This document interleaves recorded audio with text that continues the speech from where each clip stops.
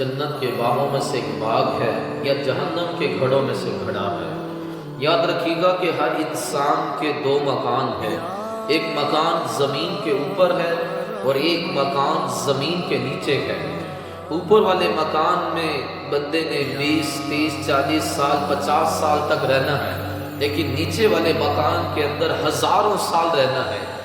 ऊपर वाले मकान में जिसमें 20-30 साल रहना है, उस मकान से इतनी मोहब्बत, उस मकान के लिए इतनी मेहनत, और जिस मकान में हज़ारों साल रहना है उसके लिए कोई मेहनत नहीं। ऊपर वाले मकान को आलीशान बनाना है तो वो माल के ज़रिए बनता है, और नीचे वाले मकान को ता हद नज़र वसी बनाना है तो वो आमाल के ज़रिए बनता है। अगर ज़मीन के ऊपर बगैर माल के गुजारा नहीं तो ज़मीन के नीचे बगैर आमाल के गुजारा नहीं है। रिवायत के अंदर आता है कि जब नमाज पढ़ने वाले, सुन्नत पर अमल करने वाले को कब्र में उतारा जाता है तो कब्र उससे कहती है, तेरा आना मुझमें मुबारक हो, तेरे आने से पहले मिट्टी का ढेर थी, तेरे आने की वजह से अल्लाह ने मुझे जन्नत के बागों में से एक बाग बना दिया। और जब किसी बेनमाजी, सुन्नत के पामाल करने वाले को कब्र में उतारा जाता है तो कब्र उससे कहती है कि तेरा आना मुझमें मुबारक ना हो, तेरे आने से पहले मिट्टी का ढेर थी, तेरे आने की वजह से अल्लाह ने मुझे जहन्नम के घड़ों में से घड़ा बना दिया। मेरे मोहतरम इस्लामी भाइयों, लॉकडाउन हुआ और चंद दिनों के लिए घर में बंद रहना पड़ा, उस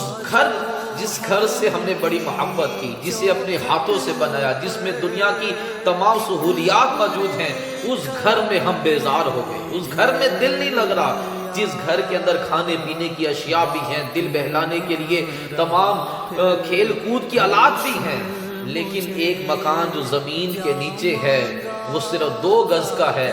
इस अपने घर के अंदर जो बहुत बड़ा है उसमें आपका दिल नहीं लगा, तो ज़मीन के नीचे जो मकान है उसमें हज़ारों साल रहना पड़ेगा, उसमें कैसे दिल लग जाएगा।